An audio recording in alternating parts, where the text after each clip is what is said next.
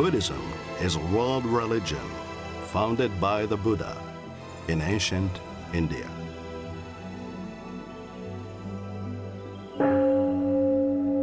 Buddhists seek wisdom, meaning, inner peace, and freedom from greed, hatred, and ignorance.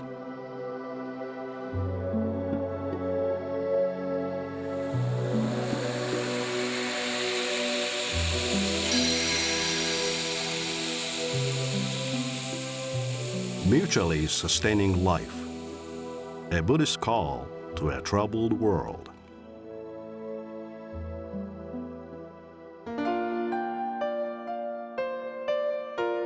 The spirit of Buddha is that of great loving kindness and compassion. The great loving kindness is the spirit to save all people by any and all means. The great compassion is the spirit that prompts it to be ill with the illness of people and to suffer with their suffering. In this week's program, we will continue to explore the images of Buddhism. If you know anything about Buddhist images at all, you will know that these images are not simply confined to that of Shakyamuni Buddha. Today, we will look at images of Bodhisattvas and Buddhas other than Shakyamuni. Let's begin with the Bodhisattvas. Bodhi means awakening, and Sattva means beings. They are thus beings of awakening. This carries at least two meanings, the first of which means those who are in search of awakening, as we saw in the case of Prince Siddhartha when he left home to become an ascetic. In its second meaning, Bodhisattva refers to those who have reached high spiritual levels but are not yet fully Buddhas. Actually, many Bodhisattvas put off becoming Buddhas in order to voluntarily stay closer to the people they wish to help. In fact, their very existence is dedicated to assisting others, which is reflected in the first of four universal vows of the Bodhisattvas. No matter how large the number of beings, I vow to deliver them all. For many devotees, the Bodhisattvas are more accessible than the Buddhas, who are sometimes regarded as being too transcendent to help with their more mundane requests, like curing their sickness and protecting them from danger. Such savior Bodhisattvas have been the object of popular devotion. Next, how are we to understand the Buddhas other than Shakyamuni? Well, soon after the passing of Shakyamuni, Buddhists began to believe that there were many Buddhas, the so-called past Buddhas, who lived on earth prior to Shakyamuni Buddha. Hence, Shakyamuni, the founder of Buddhism, was one in a long line of Buddhas who preceded him. This then led to the belief that there would appear a future Buddha called Maitreya to revitalize the spiritual state of the world. The exact time of the arrival of Maitreya ranges from 5,000 years to even 1 billion years into the future. Until the appointed time, Maitreya now waits in Tushta heaven as a bodhisattva until he is able to descend to earth as a Buddha. At the same time, there soon emerged a belief in contemporary Buddhas. They, unlike the past and future Buddhas, lived in the present and in realms beyond this world. The most popular among these contemporary Buddhas is Amitabha, who is the object of devotion of Pure Land Buddhism, one of the largest schools of Buddhism.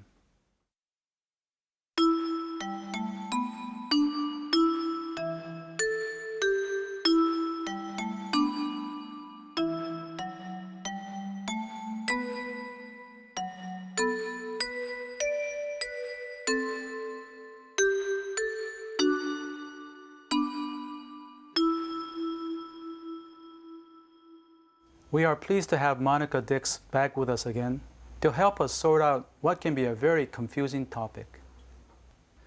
Well, first, let's begin with the first question about the earth-encompassing bodhisattva.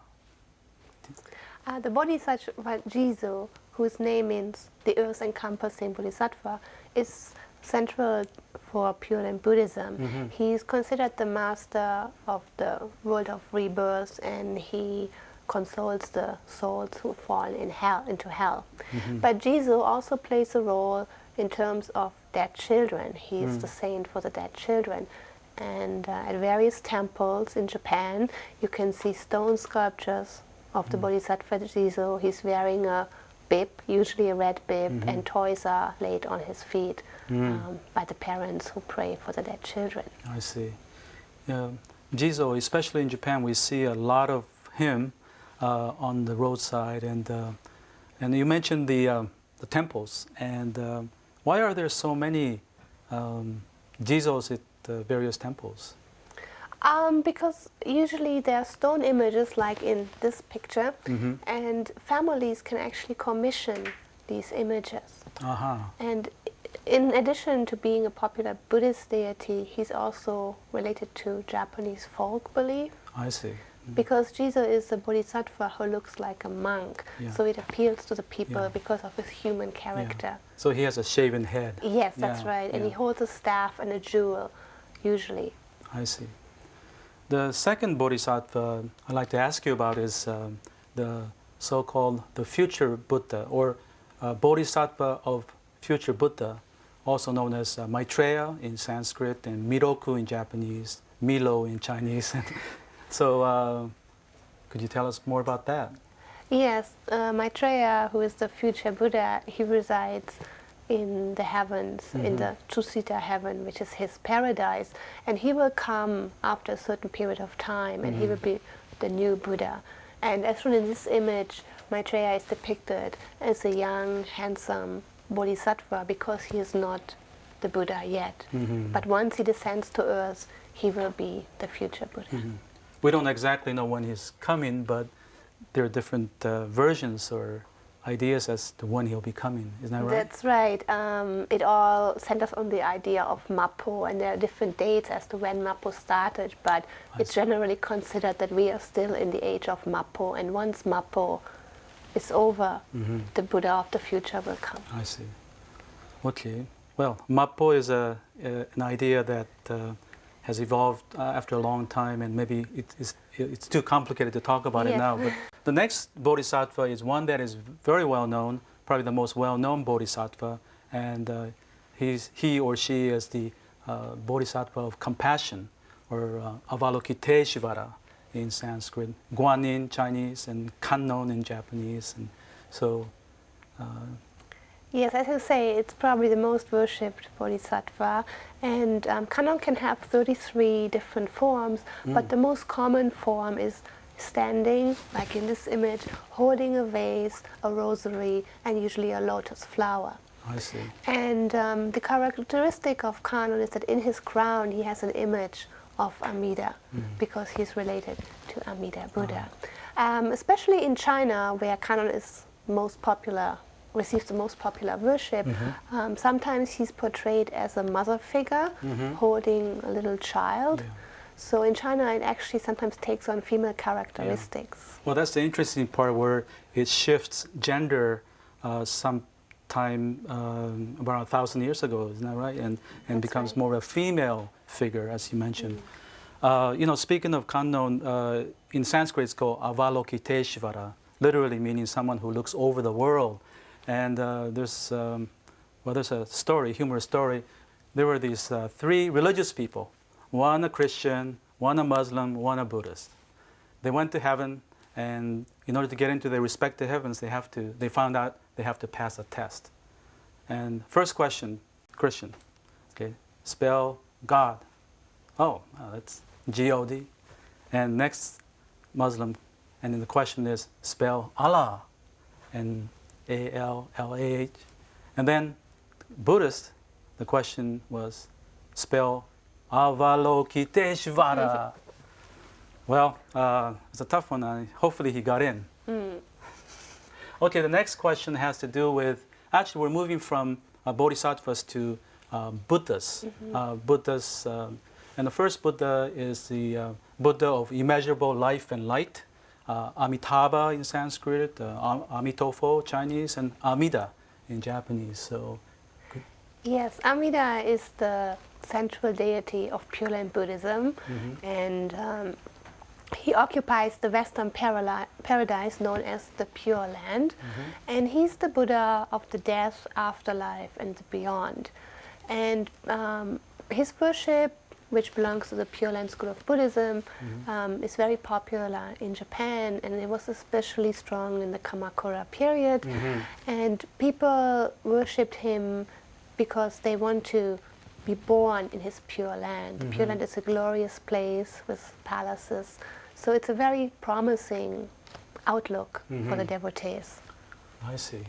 And of course, as you mentioned, Pure Land Buddhism in East Asia is one of the major, branch of Buddhism with many followers.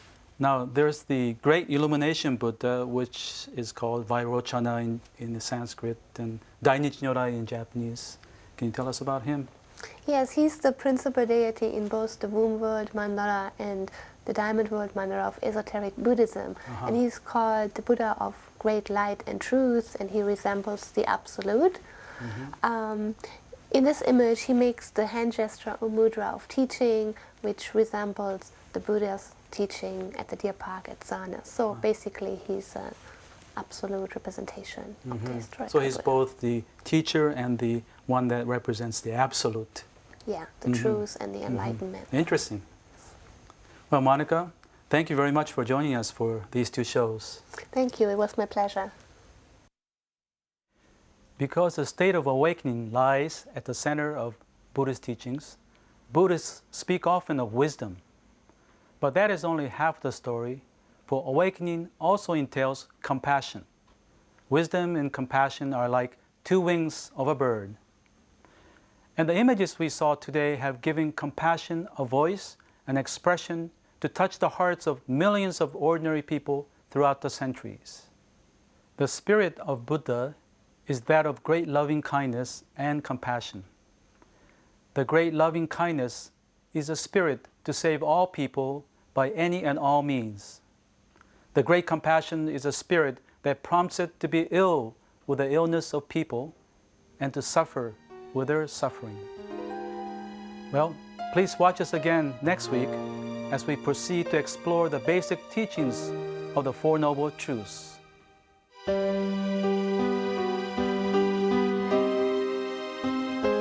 We at Bukkyo Dendo Kyokai pursue peace and happiness for people around the world. We have published the Buddhist teachings into 41 languages and donated our publication to hotels and other facilities in 55 countries.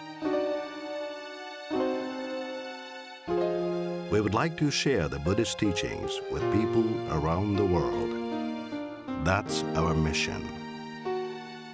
Visit our website for more information.